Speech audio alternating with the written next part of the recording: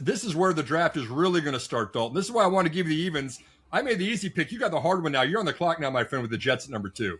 So if we're going predictive, at least early in this draft, and I think the predictability of this draft drops off a lot after the first maybe 8 or 10 picks, I think there should be several guys in consideration for this pick, right? You talk about, yes, the talent of Arvell Reese and the potential dual threat that he gives you as a linebacker or as an edge player. Ruben Bain, who was just so dominant, not just this year, but all 3 of his seasons at Miami. David Bailey was arguably the best pass rusher in the country over the last 2 years. And then maybe there's a dark horse. Maybe they want another receiver this high. Maybe it's a Caleb Downs that they say, you know what, positional value be damned. It could be a safety. He could be one of the best safeties in football. But for the sake of predictability, and the betting lines have shown this a lot lately, we'll go with Arvell Reese here. I would highly consider Ruben Bain or David Bailey as well. I think it's much more of an even battle than people think. But right now, the favorite is Reese. And I think it depends on your opinion of Reese and how they're going to use him. Now, if you're only going to use Arvell Reese as just an edge rusher, I think you're taking a gamble there. I do, over the more established edge rushers like Bain or Bailey, right? But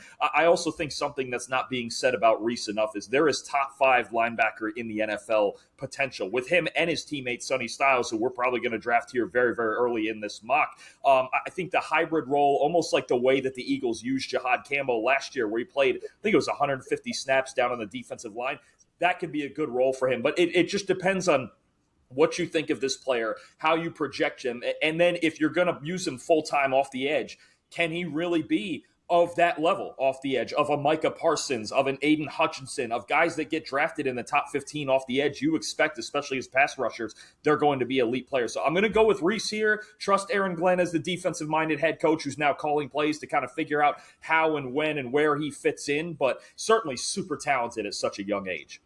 It's going to be interesting, the evaluation that Aaron Glenn has on those players at the top, right? I almost feel like it was kind of embarrassing for him this last season. He got a defensive-minded head coach, had a terrible record throughout the season, didn't get a single interception all year, but now you know that he knows what he's doing. I mean, he was a defensive back for the Jets and stuff for your Jets.